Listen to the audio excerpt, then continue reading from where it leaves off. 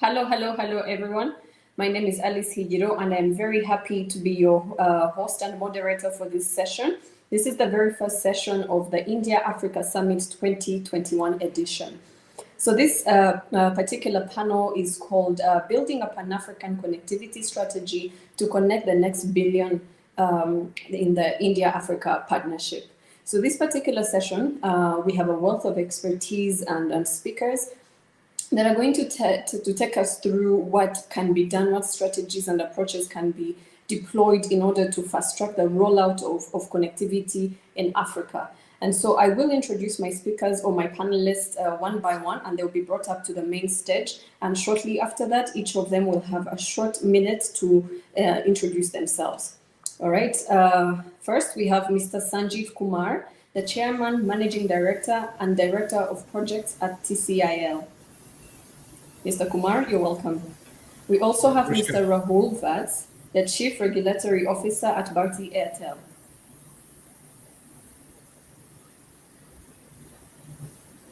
All right, as Mr. Rahul shows up, I'll continue. We also have Mr. Jason Tutty, the CTO at WIOCC in South Africa. Welcome, Mr. Rahul. Mr. Jason, sorry. We also have Mr. Kallol Mukherjee, the Head of International Business at Aptech Limited. Welcome, Mr. Kallol. And lastly, we have Mr. Arnob, the COO at Tejas Networks Limited. Panelists, thank you very much for your time. We really appreciate you making time to come and share the wealth of your wisdom and expertise and experience. And so without further ado, I'll just give a very short moment to each of you to tell us who you are, your name, and where you work. Thank you. Mr. Sanjeev, over to you. Yeah. As Alice told, I'm Sanjeev Kumar. I'm CMD of TCIL. TCIL is a company which is involved in IT, telecom projects, and civil infra construction business. And we have presence not only in India but in African market, in Gulf countries, and we have experience of serving more than 17 countries since our inception till date. Thank you. Thank you. Mr. Rahul? Hi everybody, this is Rahul. I am the Chief Regulatory Officer for Bharti Airtel. Bharti Airtel is the world's third largest operator. We are also present massively in Africa, serving more than 16 countries. We are also the number 2 generator of data in the world, and I look forward to this interaction. Thank you. Thank you, Mr. Rahul. Mr. Jason, over to you. Hi, my name is Jason Tutty. I head up the network expansion for WIOCC, Africa's hyperscale infrastructure company, in and around Africa, connecting all of the subsea cables and the terrestrial network.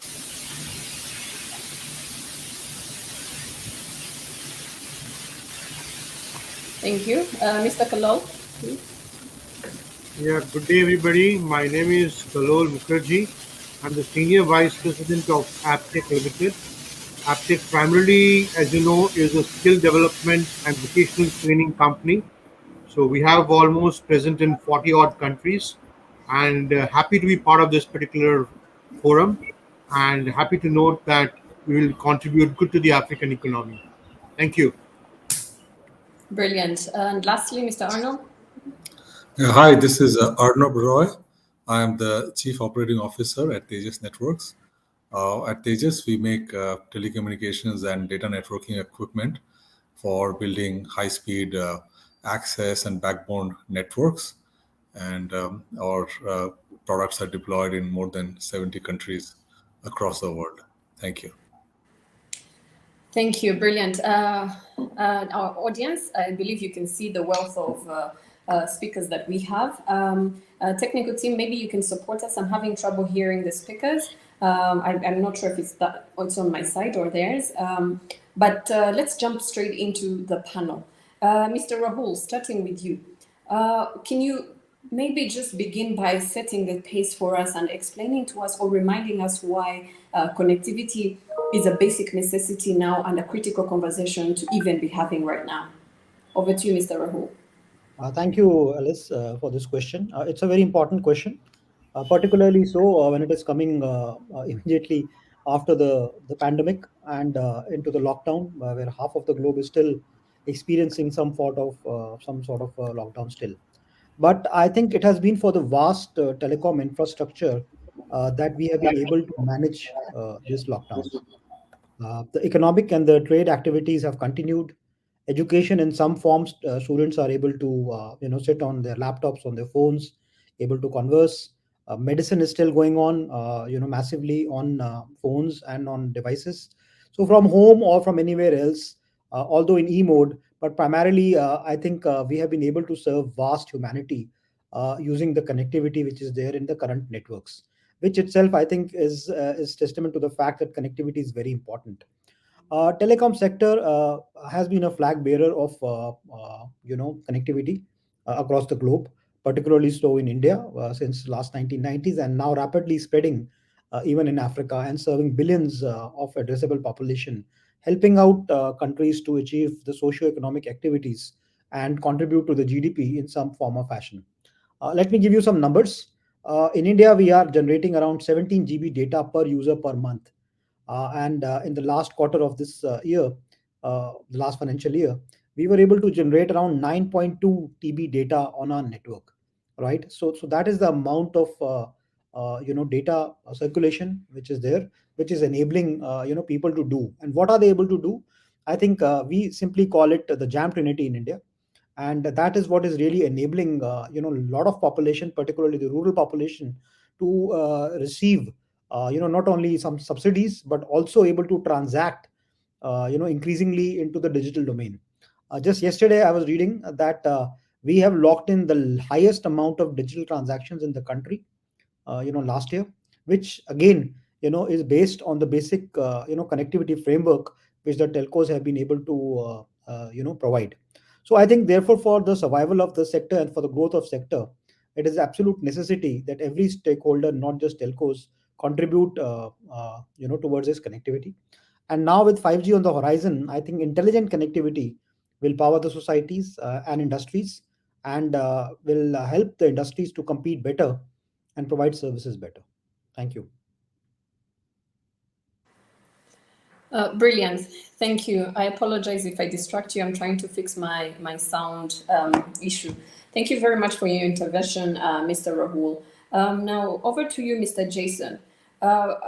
If you can give us a perspective or an understanding of how COVID-19 has exacerbated or made worse the lack of or even limited connectivity on the continent of Africa. Thank you.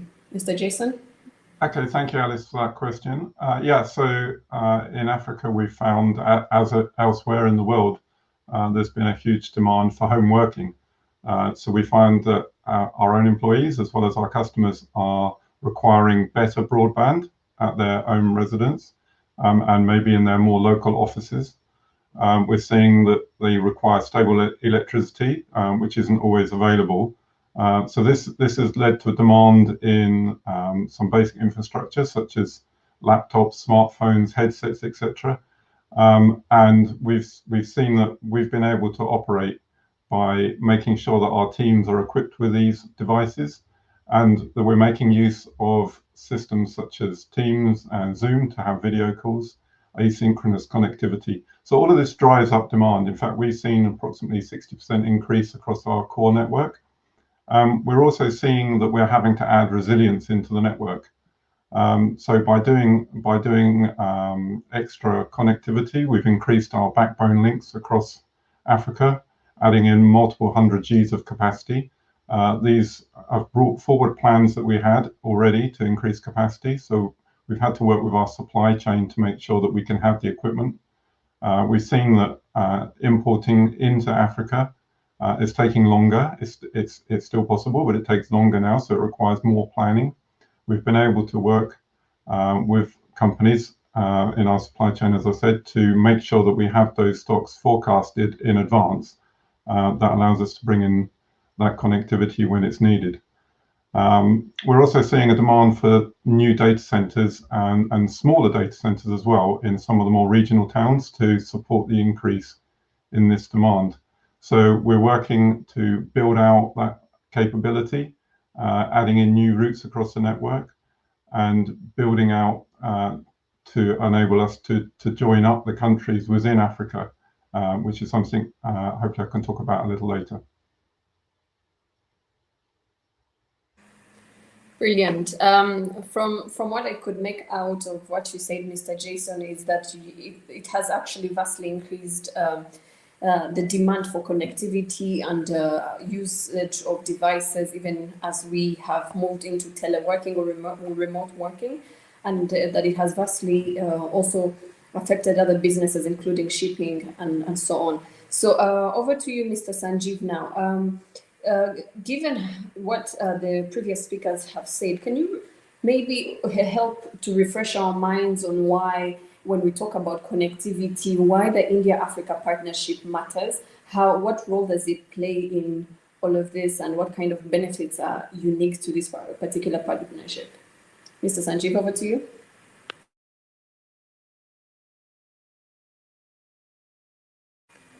Mr. Sanjeev, you're on mute. The partnership between TCIL and Africa dates back to early 80s. That one of the major objectives of setting up TCIL by Government of India was to develop the telecom infra in African region and provide consultancy into telecom sector. And since then, since early 80s, TCIL has played a pivotal role in developing the basic telecom infrastructure, be it access network, be it backbone network, core network, satellite connectivity, OFC network in more than 37 African nations till date. And as in 2009, on the initiative of our former President APJ Abdul Kalam, we initiated a project of telemedicine and tele-education for all African nations. And that program has been so successful that till date it has given certificate, diploma and post-graduation program training to more than 21,000 students of African nations. As on date, in 2018, this program was renamed and given the name E-Arogya Bharti for telemedicine and tele-education, and E-Vidya Bharti for tele-education. Now, that program helps the Indian universities to connect with the different universities of different African nations and provide post-graduation, graduation, diploma and certification program every year. And it has been a huge success that the students of African nations settling in their country, they are able to connect with Indian universities and get qualitative education there. At the same time, this under Arogya Bharti program, Indian hospitals like AIMS, Apollo, etc. They are connected with major hospitals of African nations, and the doctors and nurses, they are getting medical education. At the same time, the doctors they are able to consult with the Indian doctors and extend the treatment to African patients. So the partnership between India and Africa has been very fruitful, not only in the area of education, healthcare, but in e-governance, in agriculture, and so on. Thank you. Fantastic. Thank you very much, Mr. Sanjeev. It's very interesting and really beneficial to hear that this partnership is quite cross-cutting to all the sectors, and that the knowledge exchange has been happening for a while and well so. So you've sort of touched on to what I wanted to ask Mr. Arnob, but Mr. Arnob, maybe can you help us shed more light on have there been any success stories building on to what Mr. Sanjeev shared? Any other success stories that, from this partnership that you can share with us? Oh, yes, certainly. I think from a Tejas standpoint, Africa has been a hugely successful market for us, and is one of our largest regions of international business. And this has been driven not only by the demand which is out there and the rapid pace of network connectivity that is happening in Africa, but also the fact that our technologies are very relevant in that continent in terms of operating environment, in terms of the problems they are solving, in terms of the product features and all those kind of things. because of the similarity of operating environments in India as well as Africa. Just to give an example of we have a converged broadband access product, which on a single platform gives fiber and wireless services, wired and wireless access services to customers. So this is a very relevant technology, for Africa, because as we all know, fiberization takes time, and while it takes time to reach remote places, wireless is the solution to provide broadband services. So we have built this platform which provide on a single installation fiber-based access, high broadband service, high bandwidth services, as well as wireless services to places which cannot be reached overnight on fiber. So this has been a hugely popular product deployed in multiple countries in Africa. Secondly, our technology for long haul, for upgrading capacities in the long haul network very cost effectively by using the existing deployed fiber, using technologies like alien wavelength and micro OTN grooming and products like this. These have been also very appropriate for the build outs and the networks that are getting built in Africa. So these are some of the examples of how our products and technology have been very relevant, and these have been conceived from our markets and our customers in India. And this is just an example of how this partnership really works, why this partnership is so relevant. And I'm happy to say that that Africa has really become one of our top international markets, and we see a lot of growth in the coming years as well. Great. Thank you very much, Mr. Arnob, for your intervention. And I mean, if a technology or if whatever business you're doing is not relevant to the client or to the person that you're giving it to, then there is no business there. So I'm glad to hear that your technologies and your intervention are very relevant to the African market.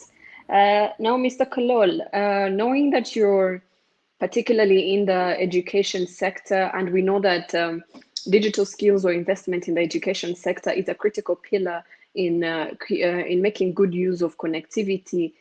Can you tell us what Aptech is doing in the education space, and what you're doing as a company, the role you're playing in the digital transformation of Africa? Over to you, Mr. Kallol. You're on mute, sir.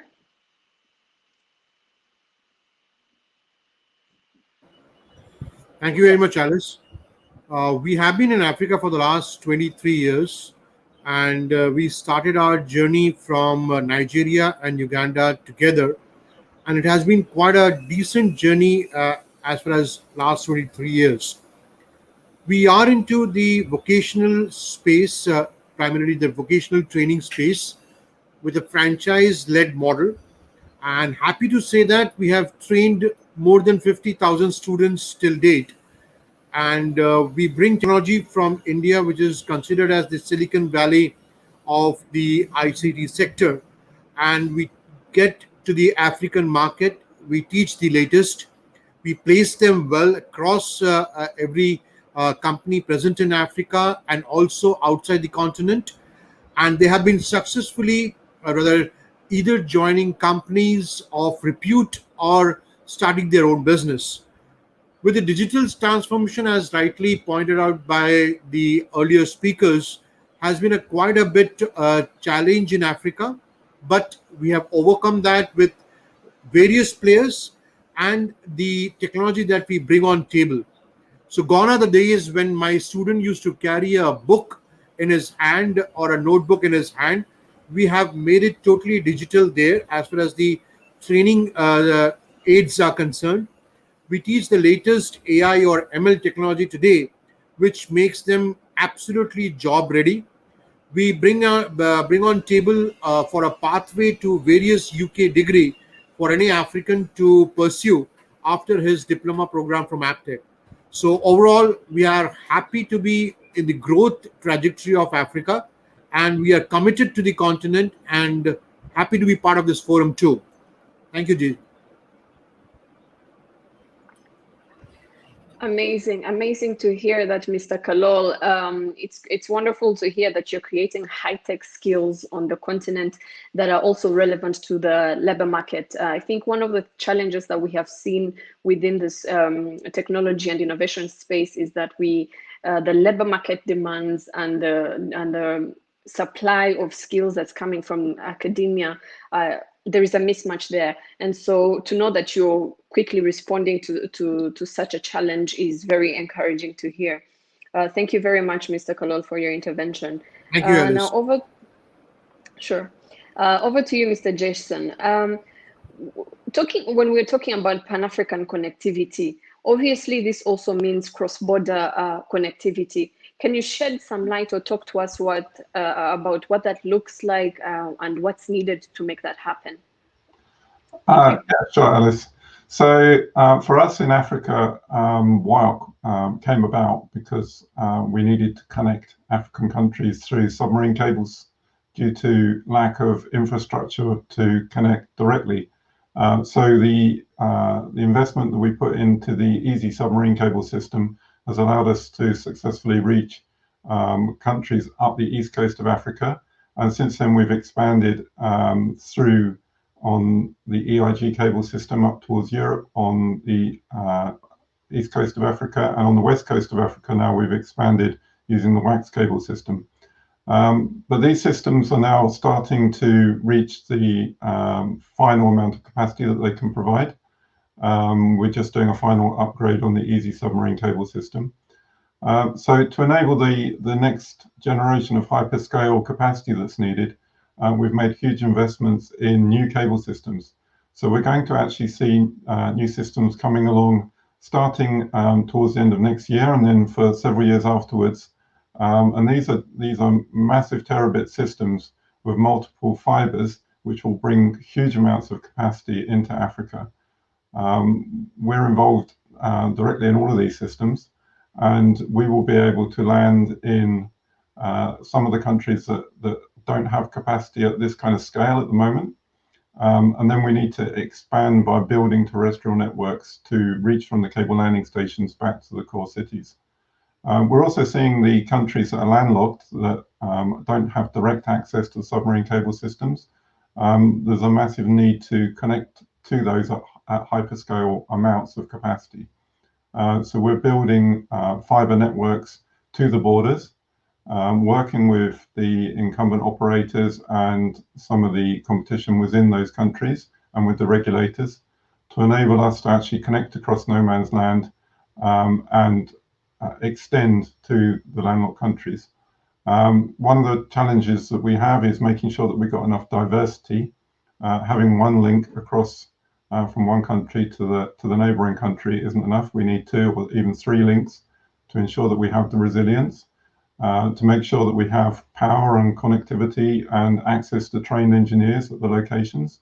So we're having to invest in recruiting new staff, creating new points of presence, establishing spares in locations on the borders.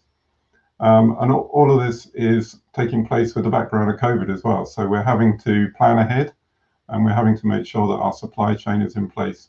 And we're working with our vendors to forecast the demand. And as I said before, this demand is increasing rapidly. So we're seeing 60% increase at the moment, and we can see that that's going to be increasing even further. We're seeing the demands increasing from traditional maybe 10 gigs. It's going up now towards 100 gig. Client interfaces are requiring that kind of speed. We're also starting to see demand for spectrum now as well. So new technologies are coming in which allow us to deploy ever increasing amounts of capacity. So this is very exciting times for us to work out how we can keep increasing the amount of capacity that's available and reaching into the places where this is now needed. Oh wow, this is quite a lot to chew on, Mr. Jason, but I do appreciate that. So it sounds like this is going to need great lengths of planning, investment, capacity building and expansion, as well as creating more links across borders. Thank you very much, Mr. Jason. I think this quickly or beautifully ties into the next question that I'm going to address to Mr. Arnob. So, Mr. Arnob, building on what Mr. Jason just shared with us, what kind of strategies or focus areas do we need to have our eyes set on in order to fast track and expand connectivity in our regions, be it in the African region or Indian region? Thank you. Mr. Arnob? Yes. I think, first of all, I think good thing is that the governments in both the regions really understand the importance of this connectivity and reaching out broadband to the last, population, to the last person in their countries. And especially with the COVID-19 pandemic, it has highlighted the digital divide and what difference it makes to the economic benefits of different individuals, the people with and without broadband connectivity. So this realization was always there that this broadband services are as critical as any other infrastructure that needs to be reached out to the population. Probably COVID-19 only increased the importance and the urgency of getting this done. In India, and I think one of the important things that we can do is share each other's experience in how we are achieving this kind of connectivity. For example, Government of India has invested in a very ambitious program in connecting 600,000 villages in the country by 2023, and we are probably at 150 to 200,000 villages which are already connected. So all the learnings that have come out of building a network of that kind of scale is something we can, we all need to share with each other. Similarly, apart from the BharatNet, which is the largest rural broadband project, there have been many projects which connecting the universities, the educational institutions, the railway stations with connectivity, with Wi-Fi and all this kind of things. And of course, we know that the mobile infrastructure in India is one of the best and one of the lowest cost in terms of cost of services.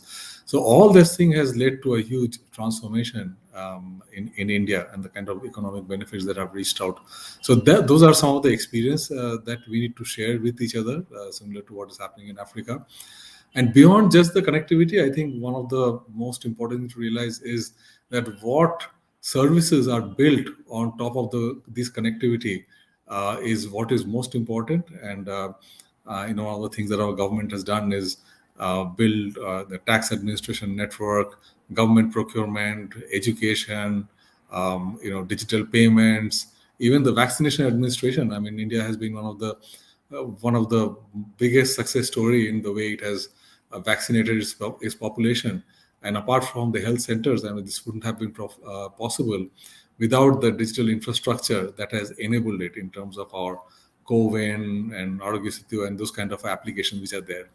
So I think just beyond sharing our experiences in building the network and reaching out digital connectivity, I think what's also very important is also sharing the experience of the services that have come along with it, which has made a major difference to people's lives. So I think that know-how and the end-to-end experience for building all elements of a digital society, starting from high-capacity fiber optic networks to delivering affordable broadband services and developing societal applications.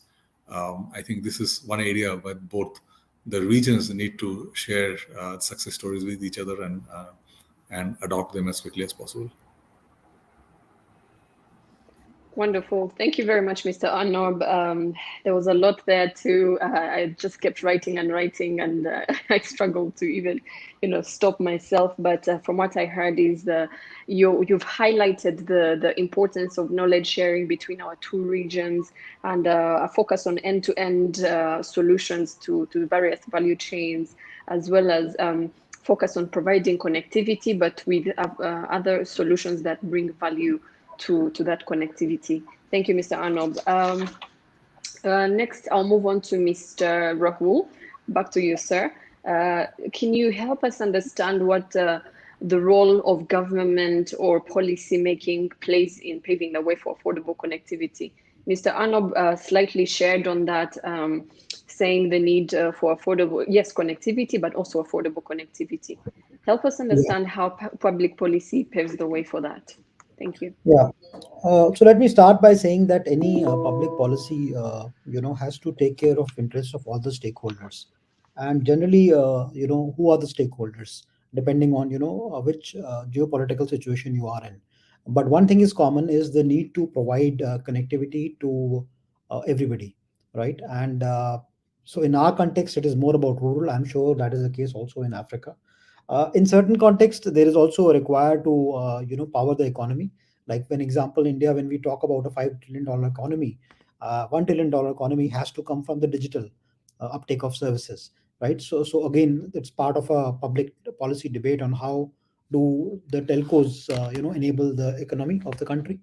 And of course, in certain contexts, it's also about security of the nation sometimes, as to how cyber data is being managed and data localization aspects, etc., come into play. So those are the broad contours of any public policy document. But let's go back to what was just mentioned about affordability.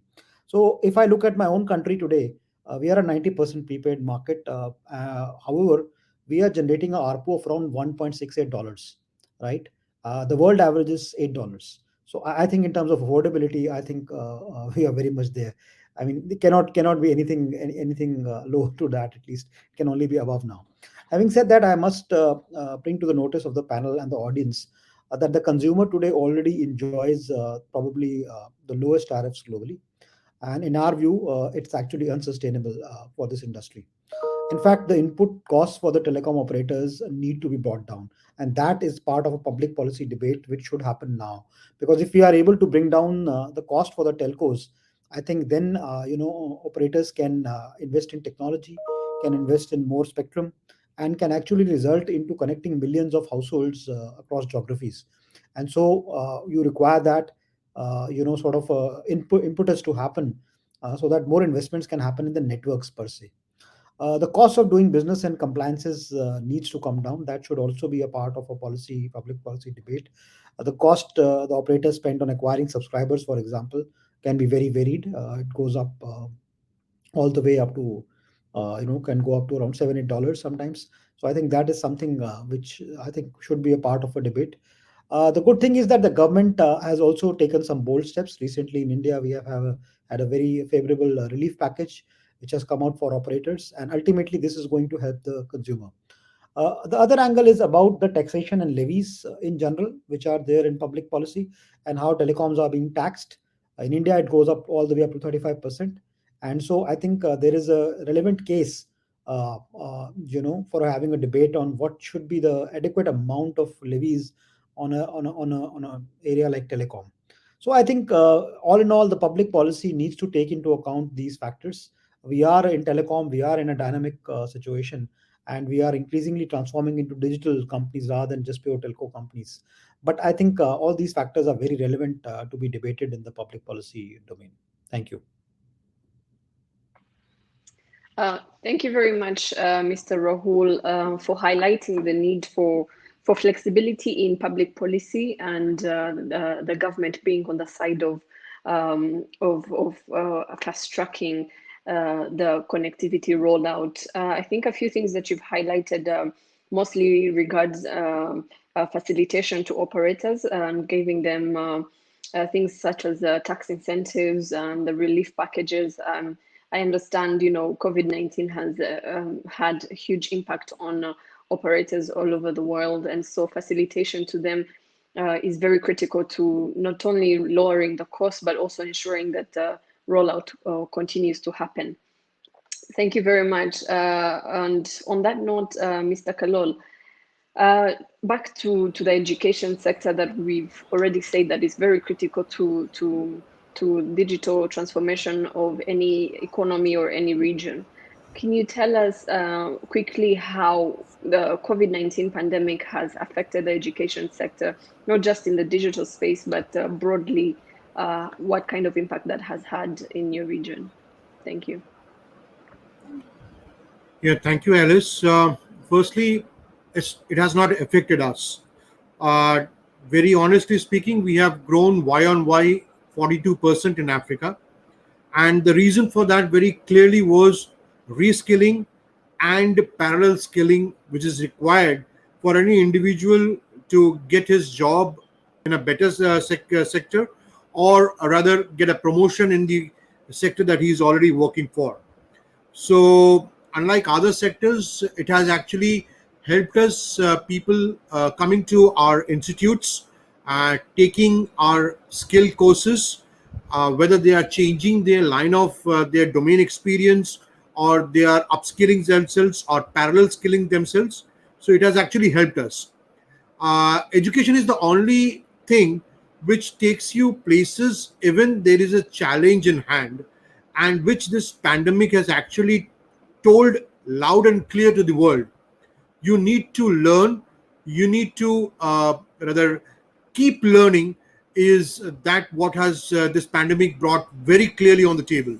And Aptech has been very good in terms of taking this particular thing with the African youth, and we have trained them much higher in number compared to the other years that we were doing. So yes, pandemic, there was a challenge of offline education, but our students have very smartly adapted the online sector, and the digital way, the way they were trained over the laptop or mobile, or for that matter their iPad or whatever their devices they are using. So we could adapt them that very fast, and they were happy to be part of this whole journey that we were going through. So I believe that answers your question. Yes, Mr. Kallol. If you allow me to expand more on that question, Please. it sounds like everyone that's been in your hands, that you've been We were very lucky to stewarding. have that. Yes. So it sounds like they were ready. They were ready for the pandemic. No one else was. I mean, no one was prepared, but in a sense, they were ready to still perform and still thrive despite the pandemic. But what can you say to maybe communities where, or even people that did not have the digital skills and struggled to cope with education with when the pandemic hit? What can you say? How can they be supported? What can be done to help them to cope now into this new era of within and post-COVID? Yeah, let me first of all take the opportunity to clarify the point between when we call education, we actually mix between the tertiary education and the skill development. So we are not into the tertiary education. We are very clearly a vocational and skill development player, and our focus is very clear on the ICT sector and the media and entertainment sector. We know the way the media and entertainment sector, while we say the entertainment is not only the TV serials or the movies that we see. Entertainment is any kind of OTT or a digital thing that is happening. Gone are the days when there were printed media advertisements. Now it's all on air. So our students are part of that particular industry where they create those creatives for the on-air media and entertainment sector. Having said that, again, the ICT sector, which we are very strong in the whole African region, that also helped us because we are in the skill development. Yes, there was a challenge for the tertiary education where people were not able to do the classes in the universities and colleges, but we were very ready. Almost 3-4 years back, we have moved totally to digital world, and we were using the blended technology way back when we did not know the pandemic is coming, but we were prepared as if that we knew that. So it has helped us rather than being a surprise to us. So having said that, yes, there was a challenge in the month of April and May last year, and about January and February this year, but we could easily come up with the solutions because we were already having those solutions to us. Fantastic. Thank you, Mr. Kallol. I think you have done a very great job at showing how critical digital skills are in terms of readiness for pandemics, not just COVID-19, but any other global crisis that might occur. I think being now in the digital era, digital economy, I think these are I think they're even called now 21st century skills. So thank you for doing a very great job at highlighting the need for digital skills. Thank you very much. And sure. Mr. Sanjeev, coming back to you, could you kindly share with us what kind of policies or maybe even incentives that India might have put in place or taken up to fast track and facilitate internet penetration and coverage within your country that this partnership of India-Africa could leverage? See, empirical studies have shown that for developing economy like India or even with the African regions, any 10% increase in broadband penetration help economy to grow by more than 3%. So that emphasizes, the importance of internet penetration for a developing countries. So, from Indian perspective, the policy decision which could have helped in better penetration of internet, in my view, one could have been exempt. This every telecom operator they have to pay AGR fees on their revenue. So, if internet services on AGR on internet service could have been exempted for payment of AGR, this could have helped in bringing more investment from telcos to improve the internet penetration. Another regulatory issues, though government has taken steps to regulate right of way issues and fee, but still the charges which the local body charge for restoration of the road infra, it is very exorbitant. It is very cost prohibitive for a telco. Another issue, regulatory issue, would have been that the government, R&D is lacking in India, and if USO fund is there, Universal Service Obligation Fund there, which are making investment for development of telecom infra there. At the same time, if USO fund could have contributed for R&D in the country there, to institute like CDOT of Government of India or our private entities there, it could have helped coming out with innovative product there to proliferate the internet penetration. Third and fourth and last low band frequency spectrum like 700 megahertz or 800 megahertz it is very highly priced in India. So if it could have been given at a very affordable price then these telcos could have been helped to roll out the 4G or 5G network using low frequency band spectrum which could have helped again in penetration of internet services. Thank you. Fantastic. Thank you, Mr. Sanjeev. That's very helpful to hear. And I like what you highlighted on the need for investment in R&D to bring up innovative solutions in the rollout of broadband and internet access and affordability. Thank you very much. Now, this question. Sorry. My apologies. There was a very loud noise. So yes, this question now is open to all the panelists and in no particular order. If you are willing to contribute to this question, you're very welcome to.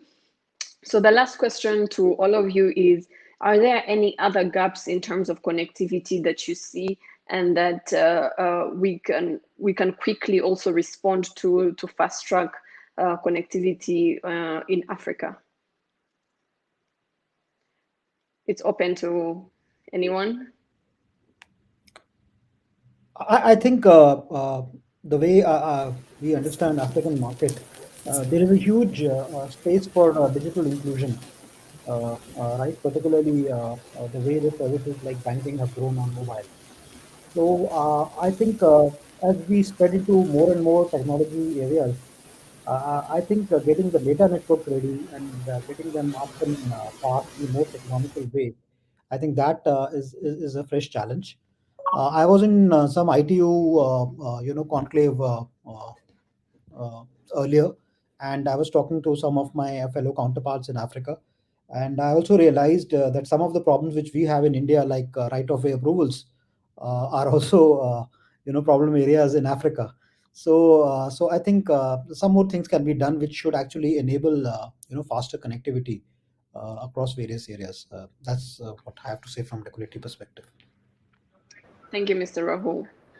Yeah, Okay. Alice, the World Bank or the Exim Bank, for that matter, has huge investments in Africa, and they require to be rather told very clearly that the skill sector brings any country to a particular level and contributes hugely into the GDP. So I'm talking about any skill sector. I'm not particularly talking about the skill sector that we are in. Any kind of skill, because there are bodies in India which are very clearly mandated for skill sectors.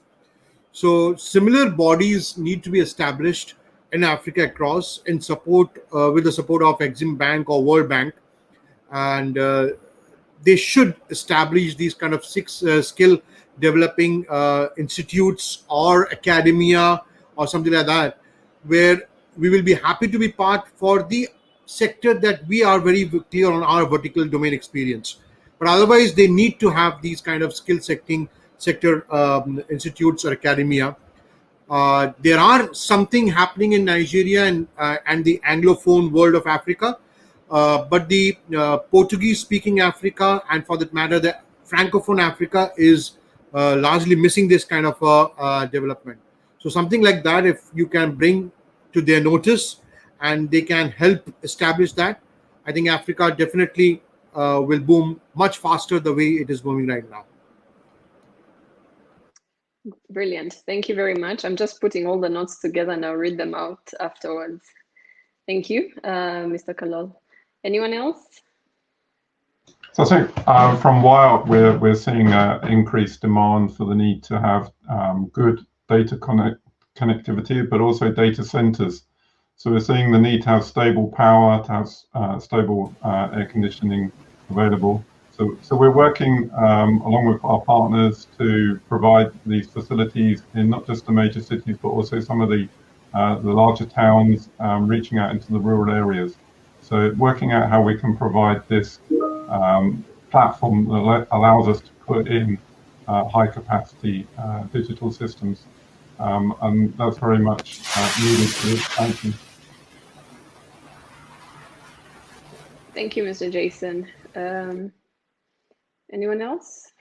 Yeah, see, India's strength in IT and software can be leveraged for financial inclusion, digital to improve the digital divide, and for improving the e-governance, to provide open RAN or open technologies for mobile networks in African region.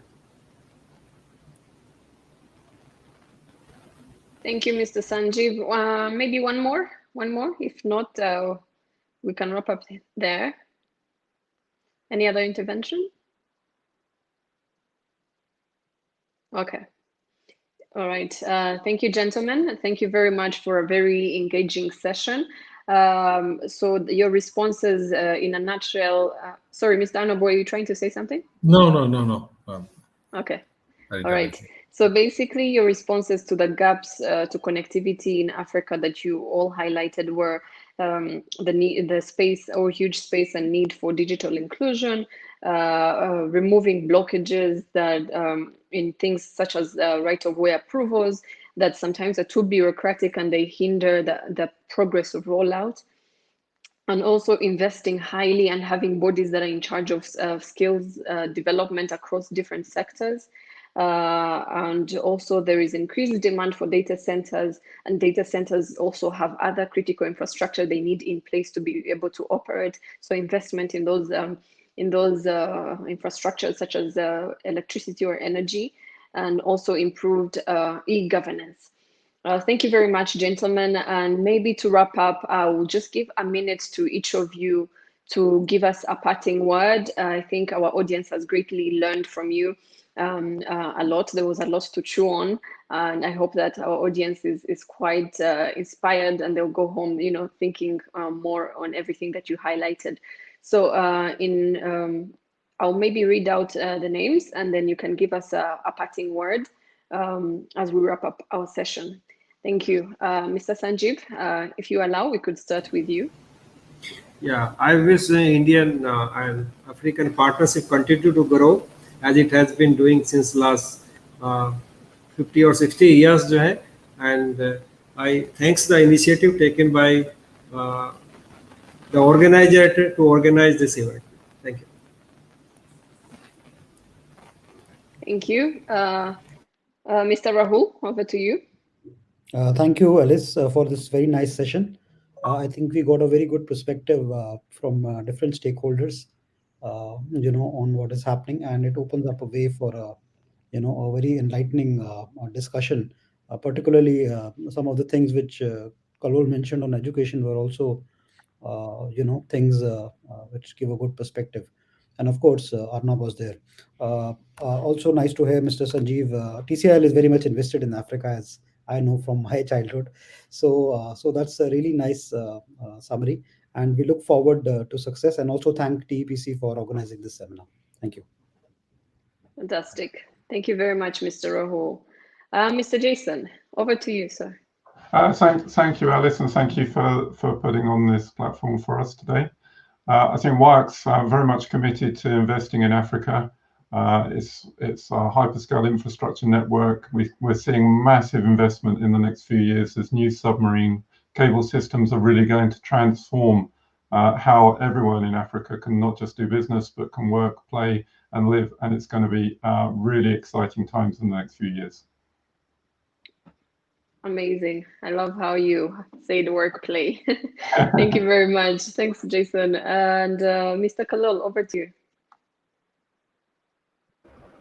Yeah, thanks, Alice. Thanks for the wonderful opportunity. And companies like Airtel, TCIL, or Tejas have been bringing India to Africa. And so we have been brothers together to getting the whole Indian story, success story of India to Africa and making Africa a great continent. And we believe in it. We have been believing in it for the last 23 years, and so are my co-members in this particular forum.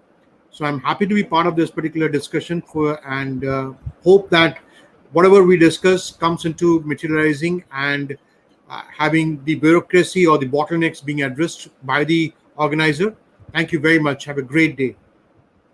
Thank you, Mr. Kallol. I couldn't agree with you more. I hope that everything does not end in just conversation, but that everything materializes indeed. Thank you very much. And Mr. Arnob, over to you. Yeah, so thanks, Alice, and thanks to TEPC for organizing this session. This is a very relevant topic of the day, and both the regions are extremely focused and realize the importance of building connectivity and building applications and services on top of it. From our point of view, from Tejas, we are very committed to Africa. We are increasing our investments, and our business is also doing well over there. So I really look forward to the next decade when both the regions see a completely different, very fast-paced evolution of connectivity and the impact that comes out of that into our economies. Thank you. Thank you. Thank you, gentlemen. Thanks a lot, Mr. Arnob. So I think we have come to the end. Again, gentlemen, thank you very much for your time to come and share with us some of your wisdom. I hope that the audience has had a wonderful time. And I hope that next time we will have a more gender diverse panel. I'm a bit intimidated to be the only lady here. I'm joking, but I hope that next time we can have more ladies. So thank you very much, gentlemen. Thank you, our audience, for tuning in and for staying with us from the beginning to the end of the session. I wish you a very lovely evening, depending on where you are, or a very lovely day. Thank you very much, and bye. Thank you. Thank you, Alice.